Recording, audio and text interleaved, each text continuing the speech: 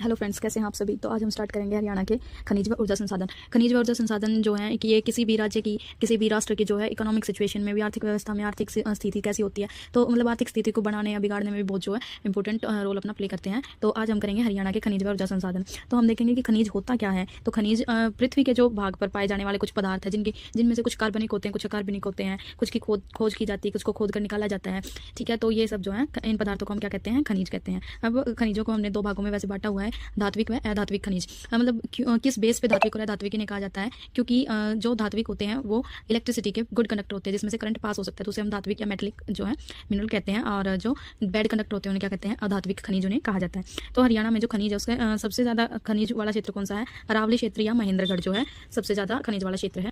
उसके बाद जो है महेंद्रगढ़ को हरियाणा का खनिजों का शहर या खनिज संपदा की खान कहा जाता है।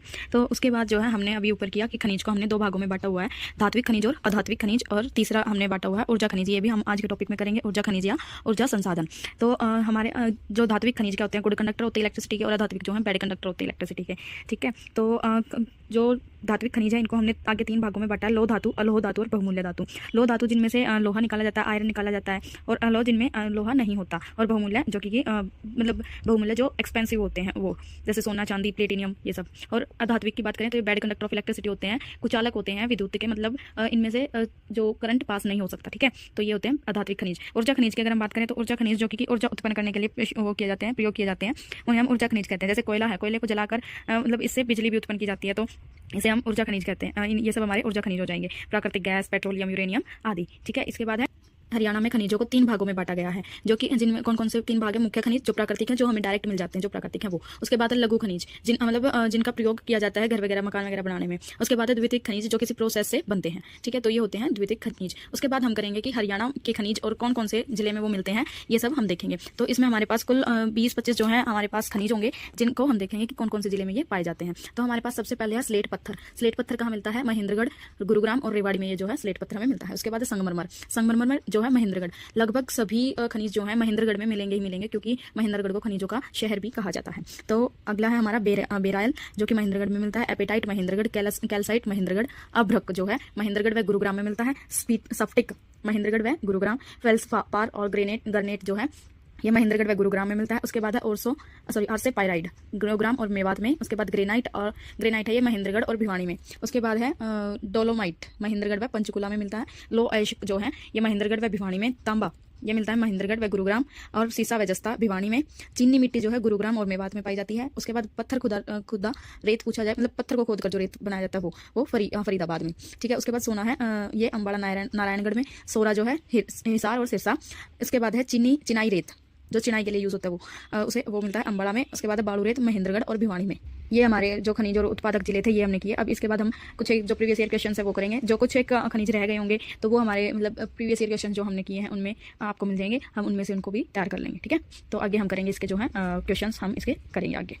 तो प्रीवियस ईयर क्वेश्चंस में हमारा फर्स्ट क्वेश्चन है, हरियाणा में बजरी खनिज कहाँ पाया जाता है। तो बजरी क्या है, जो कि घर बनाने के लिए यूज होती है, और इसको लोग जो है बाहर ही पड़ा हुआ छोड़ देते हैं, जैसे कि ये फरी की आई हुई है, तो हम इसको किससे याद कर लेंगे, फरी से फरीदाबाद। उसके बाद महेंद्रगढ़ में कौन सा खनिज पाया जाता है। तो महेंद्रगढ़ में जो भी आपको लगे ना थोड़ा अटपटा सा है, मैग्नीज, कैल्साइट, वर्मिक्यूलाइट, मतलब बहुत सारे थे ना पीछे जो मतलब अटपटे से लग रहे थे, क्योंकि ना खनिज जो है ये थोड़ा सा अटपटा सा ही टॉपिक है, याद करने में थोड़ी सी मुश्किल तो होगी, लेकिन बार बार अगर हम किसी चीज़ को करेंगे तो वो हमें याद क्यों नहीं होगी, तो हमें याद हो ही जाएगी। लेकिन अगर कोई अटपटा सा खनिज हमें लग रहा है तो वो महेंद्रगढ़ में मिलेगा ही मिलेगा। ठीक है, तो ये हमारा क्या है, महेंद्रगढ़ में कौन सा मिलता है, तो ये सभी है मैग्नीज, कैल्साइट और वर्मिक्यूलाइट। उसके बाद है सोरा, ये कहाँ पाया जाता है, तो ये फतेहाबाद, हिसार और करनाल में पाया जाता है। तो सभी में ये पाया जाता है। ठीक है, हमने लेकिन पीछे कैसे किया था, सोरा जो है हिसार और सिरसा में पाया जाता है। इसकी हम अगर ट्रिक देखें तो सिर उठाकर हिस्सा लीजिए, सिरसा हिस्सा दोनों हो गए, तो सिरसा हिस्सा और सिर उठाकर हिस्सा लेंगे तो हमें फतेह भी मिलेगी, तो फतेहाबाद। ठीक है, उसके बाद भवन निर्माण सामग्री कहाँ पाई जाती है, तो ये गुरुग्राम में। ठीक है, अब भवन है, भवन इकट्ठे होंगे तो एक गांव बनेगा, तो भवन इकट्ठे होने के बाद गांव बनेगा तो गुरुग्राम। उसके बाद है अभ्रक कहाँ पाया जाता है, तो ये अभ्रक जो है गुरुग्राम, महेंद्रगढ़, नारनौल सभी में ये पाया जाता है। उसके बाद है टीन, टंगस्टन और कहाँ पाया जाता है, तो ये नारनौल, महेंद्रगढ़, तो ये दोनों या कोई भी नहीं, तो ये कहीं भी नहीं होते इनमें से। उसके बाद तांबा कहाँ पाया जाता है, तो नारनौल व महेंद्रगढ़ में पाया जाता है। उसके बाद पूछा है कि कांच या बालू कहाँ पाई जाती है, बालू रेत जो है, कांच बालू जो है वो तो गुरुग्राम में। उसके बाद चूने का पत्थर कहाँ पाया जाता है, तो ये महेंद्रगढ़ व रोहतक में। देखो चूना जो होता है, चून टाइप कुछ होगा, मतलब चूना वैसे तो ये पीओपी के लिए यूज होता है ना चूना, वो अगर चूना ये आंख में चला जाए तो हम रोने लग जाते हैं, तो इसलिए चूने से हम रोहतक याद करेंगे। उसके बाद है लो अयस्क कहाँ पाया जाता है, तो ये महेंद्रगढ़ में पाया जाता है। हिलना पत्थर जो है ये कहाँ पाया जाता है, चरखी दादरी। और कौन सा गांव है, कलियाना गांव में ये पाया जाता है। तो हम इसको याद करेंगे, कल से चक्कर आ रहे हैं और सिर हिल रहा है, तो कल से कलियाना और चक्कर से चरखी और हिलने से हिलना पत्थर। उसके बाद है कार्टेज कहाँ पाया जाता है, तो कार्टेज महेंद्रगढ़ में पाया जाता है। स्लेट पत्थर कहाँ पाया जाता है, सबसे पहले हमने किया था ये महेंद्रगढ़, गुरुग्राम व रेवाड़ी में कुंड नामक स्थान पर। उसके बाद है एस्बेस्टस कहाँ पाया जाता है, अटपटा सा नाम ना, महेंद्रगढ़ में। उसके बाद खनिजों का शहर कौन सा जिला है, तो महेंद्रगढ़, क्योंकि यहाँ पर सबसे ज्यादा मिनरल्स या खनिज जो है पाए जाते हैं। इसके बाद हम करेंगे ऊर्जा संसाधन, जो कि हमारा दूसरा टॉपिक आज का। तो ऊर्जा संसाधन क्या होते हैं, जिनसे ऊर्जा उत्पन्न की जाती है। ठीक है, ऊर्जा मतलब यहाँ पर बिजली से हम बिजली को डिनोट कर रहे हैं ऊर्जा से। ऊर्जा कौन सी, बिजली वाली विद्युत ऊर्जा की बात हम यहाँ करेंगे। तो परंपरागत ऊर्जा संसाधन और गैर परंपरागत ऊर्जा संसाधन, इन दो भागों में से बांटा जाता है। और परंपरागत ऊर्जा संसाधन कौन से होते हैं, जो खत्म हो जाए तो दोबारा नहीं बनाए जा सकते, लेकिन गैर परंपरागत ऊर्जा संसाधन जो है ये खत्म होने के बाद दोबारा बनाए जा सकते हैं। तो परंपरागत में कौन कौन से हैं, कोयला, पेट्रोलियम। हमें जैसे चेतावनी भी दी गई है, तो मतलब पेट्रोल ज़्यादा बनाया जा रहा है काफ़ी पहले से ही, कि आने वाले 50 सालों में ये जो है पेट्रोल खत्म हो जाएगा। तो जो भी है मतलब परंपरागत जो है खत्म होने के बाद दोबारा नहीं बनते हैं। तो उसके बाद हमारे पास है विद्युत उत्पादन या विद्युत ऊर्जा जो है। तो विद्युत ऊर्जा कैसे बनती है या कैसे उत्पादन किया जाता है इसका, तो इसे 5 प्रकार होते हैं। तापीय विद्युत परियोजना, जिसमें कि मतलब तापीय विद्युत परियोजना में क्या होता है कि जो भी कोयला या पेट्रोलियम है, किसी भी खनिज को, मतलब किसी खनिज को जलाकर या वो कर तब इसको जो है ऊर्जा को उत्पादन किया जाता है, बिजली का उत्पादन किया जाता है। उसके बाद जल विद्युत परियोजना, पानी के द्वारा जो है विद्युत का कैसे उत्पादन किया जाता है। अणु विद्युत परियोजना मतलब परमाणु ऊर्जा द्वारा। उसके बाद गैस आधारित विद्युत परियोजना जो है गैस से कैसे बनाई जाती है। ठीक है, उसके बाद सौर आधारित विद्युत ऊर्जा, ये विद्युत परियोजना, तो ये सौर से कैसे बनाई जाती है। सौर माने मतलब सूर्य से, जो सोलर प्लांट लगाए जाते हैं ना वो। तो देखिए जो तापीय विद्युत परियोजना, इसमें क्या थर्मल पावर्स जो है, थर्मल पावर प्लांट होते हैं। ठीक है, तो चक्की वगैरह घुमाई जाती है, इसमें वो होती है, उनको जलाकर फिर भट्टी से जो जलती रहती है उसके द्वारा बाहर धुआं वगैरह निकाला जाता है। जल विद्युत परियोजना ये जो है नहरों में, कहीं नहरों में जो है वहाँ पे बना के फिर मतलब पानी के अंदर चक्की लगाई जाती है, तो उससे टरबाइन होती है, उसके थ्रू जो है बिजली का उत्पादन किया जाता है। परमाणु ऊर्जा है ये कुछ मतलब कोई भी प्लेटिनियम और यूरेनियम, इन दोनों से जो है बिजली का उत्पादन किया जाता है। गैस आधारित जो है गोबर गैस होगी, बायोगैस होगी, तो इन दोनों मतलब और भी बाकी गैसेस का भी यूज़ करके जो है बिजली का उत्पादन किया जाता है। और सौर आधारित विद्युत परियोजना हमने किया ही, सोलर प्लांट्स जो लगाए जाते हैं। सोलर प्लेट्स आपने देखी होगी, लोगों ने अपनी छत पे लगवाई होती हैं, वो जिसे हम पहले सोचते थे छोटे थे तब कि इन्होंने ये मतलब स्लेट होती थी ना, जब हम काफ़ी छोटे थे तो हम स्लेट पे काम करते थे, फिर हमने देखा कि इन्होंने छत पे क्यों लगवाई इतनी बड़ी बड़ी, तो वो स्लेट नहीं होती थी, वो क्या होती थी, सोलर प्लेट्स होती थी। ठीक है, तो इसके बाद हम करेंगे तापीय विद्युत परियोजना के अन्य मतलब कहाँ कहाँ पर ये हरियाणा में है। हरियाणा में विद्युत परियोजना, तो हरियाणा में विद्युत परियोजना कैसे कब आई और किसने इसकी शुरुआत की, ये हम जानेंगे यहाँ पे। तो 1970 में बंसीलाल द्वारा जो है या उनके समय पर घर घर बिजली पहुंचाने का कार्य किया गया था। ठीक है, 1966 में तो हरियाणा हमारा अलग हुआ ही था, लेकिन 1970 में जो है बिजली, क्योंकि एक बहुत ही इंपॉर्टेंट जो है हमारी रोजमर्रा की जरूरत है, तो इसका जल्दी से जल्दी हमने शुरुआत की थी। और क्या है, बंसीलाल द्वारा जो है घर घर बिजली पहुंचाने का कार्य किया गया था। उसके बाद 1980 में जो है अनुसूचित जाति तक जो बिजली पहुंचाई गई। उसके बाद 1999 में दक्षिणी या उत्तरी दक्षिण बिजली बोर्ड, बिजली निगम की स्थापना की गई। ठीक है, उसके बाद है 3 मई 1967 को हरियाणा स्टेट बिजली बोर्ड की जो है स्थापना की गई। ये तीनों चारों भी बहुत इंपॉर्टेंट पॉइंट हैं। 1970 में जो है हमारे घर घर बिजली पहुंचाने का कार्य किया गया। उसके बाद क्या था, विद्युत सुधार अधिनियम, जो कि नाम से ही क्लियर हो रहा है कि भाई विद्युत मतलब इलेक्ट्रिसिटी को क्या है दोबारा से इसमें सुधार किए गए थे। तो ये अधिनियम कब आया था, 1997 में, जिसने हरियाणा में बिजली की व्यवस्था को 2 तरह से जो है विभाजित कर दिया था। कौन कौन सी 2 तरह से, HBGCL, ठीक है, Haryana power generation corporation limited, Haryana विद्युत उत्पादन निगम में। उसके बाद है HBPNL, तो हरियाणा विद्युत प्रसारण निगम लिमिटेड। ठीक है, तो जो हरियाणा विद्युत उत्पादन निगम था, इसने क्या है उत्पादन में सुधार किया, और प्रसारण निगम ने प्रसारण करने में मतलब लोगों तक पहुंचाने में जो है सुधार किया। तो हम देखेंगे कि फर्स्ट है हमारे पास मतलब इन दोनों को हम देखेंगे। HPGCL जो है, इसमें क्या था, इसका गठन हुआ सितंबर 1997 में जो है इसका गठन किया गया। HSEB के अधीन यह हुआ था। HSEB क्या था, Haryana state of electricity board.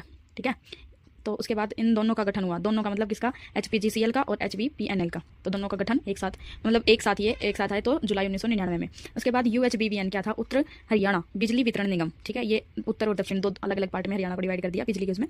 तो UHBVN जो है ये उत्तर हरियाणा बिजली वितरण निगम है। आपने अपने बिजली के बिल वगैरह पे देखा भी होगा, आता भी है BVNL, तो लिमिटेड इसमें साथ में लग जाता है, तो DHBVNL।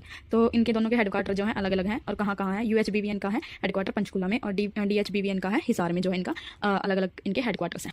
इसके बाद है हरियाणा में विद्युत दरों का निर्धारण, मतलब विद्युत दर मतलब यूनिट्स का जो है निर्धारण कैसे किया गया, किसके द्वारा, उसके लिए हरियाणा विद्युत नियम आयोग की स्थापना की गई, कब, 1998 में। उसके बाद गठन के समय विद्युत उत्पादन कितना था, 29 मेगावाट जो है इसका विद्युत का उत्पादन जो है हरियाणा द्वारा किया जाता था। उसके बाद है तापीय विद्युत ऊर्जा, हम करेंगे कि कहाँ कहाँ पर इसके प्लांट हैं, और हरियाणा में कहाँ कहाँ पर कौन कौन से जिले में और कहाँ पर है, इनका स्थापना कब हुई, इनकी उद्घाटन की उत्पादन क्षमता कितनी, मतलब ये कितने जो है उत्पादन करते हैं ऊर्जा का। तो हमारे पास सबसे फर्स्ट है पानीपत तापीय विद्युत केंद्र, वैसे तो नाम से ही क्लियर है कि कहाँ पर है, पानीपत में, लेकिन अगर प्रॉपर जगह का नाम पूछा जाए तो आसन सिवा में ये जो है स्थापित है। उसके बाद प्रथम जो है ये तापीय विद्युत उत्पादन केंद्र बना।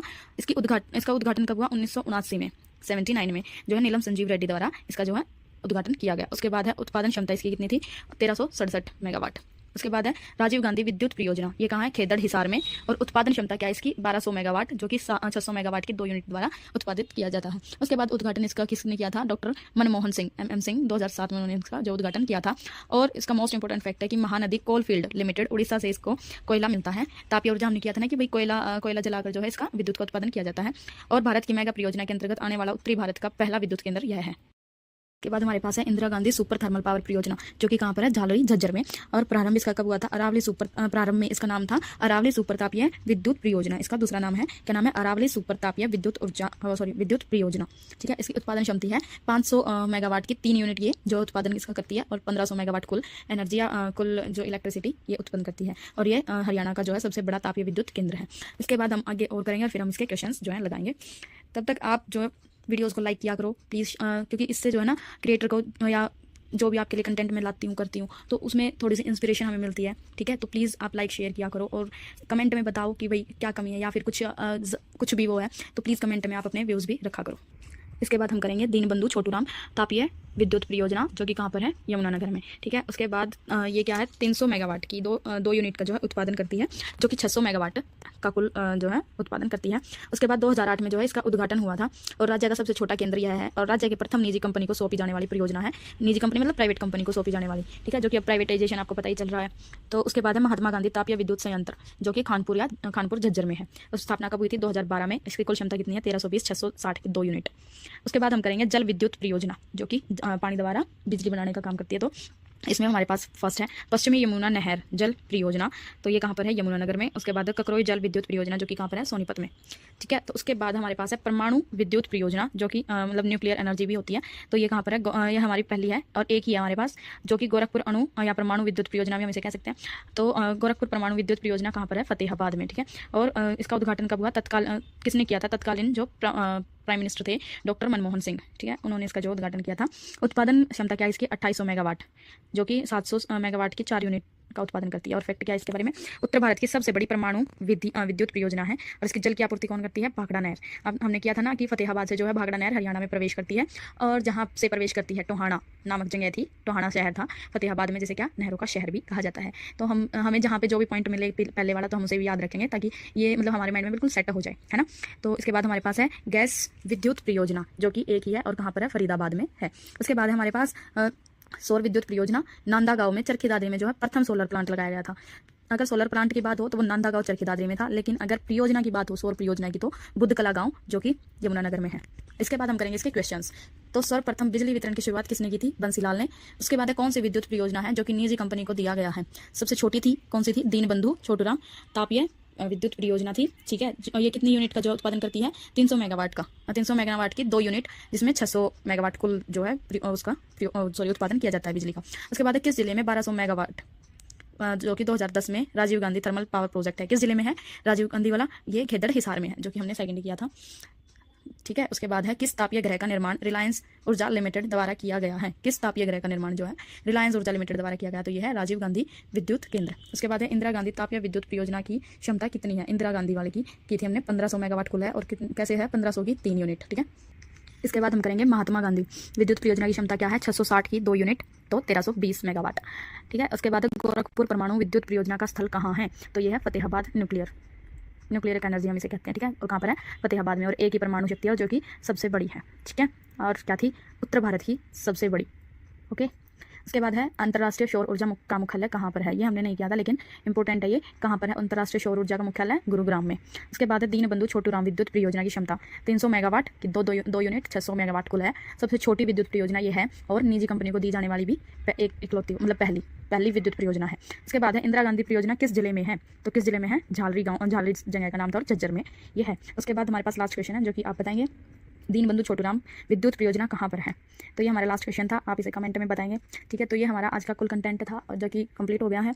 तो आप प्लीज़ वीडियो को लाइक शेयर कर दिया करो, क्योंकि आपके लिए हम छोटे से छोटी वीडियो बनाने की कोशिश करते हैं ताकि आप जल्दी से जल्दी देख सकें, इंटरेस्टिंग रखें, ठीक है। क्योंकि ज़्यादा लंबी भी आजकल का क्या है ना कि बच्चों में लैक ऑफ इंटरेस्ट हो गया ना। तो मतलब अपनी जो पहले क्या होता था कि भाई टीवी में हम मूवी वगैरह देखते थे, तो जैसे टीवी चलाएगा वैसे देखनी पड़ती थी। लेकिन अब क्या हो गया, बच्चे उसको 2x पे करके देखते हैं, 2 की स्पीड करके रखते हैं, ठीक है, या फिर उसको स्किप करके देखते हैं। तो मतलब इंटरेस्ट का लैक हो ही गया है कहीं ना कहीं बच्चों में। तो इसलिए छोटे से छोटी वीडियो हम बनाने की कोशिश करते हैं और ज़्यादा से ज़्यादा कंटेंट, और उसमें भी जो इंपॉर्टेंट है, और बावजूद इसके आप लाइक नहीं करते। तो please like, share and comment. Thank you.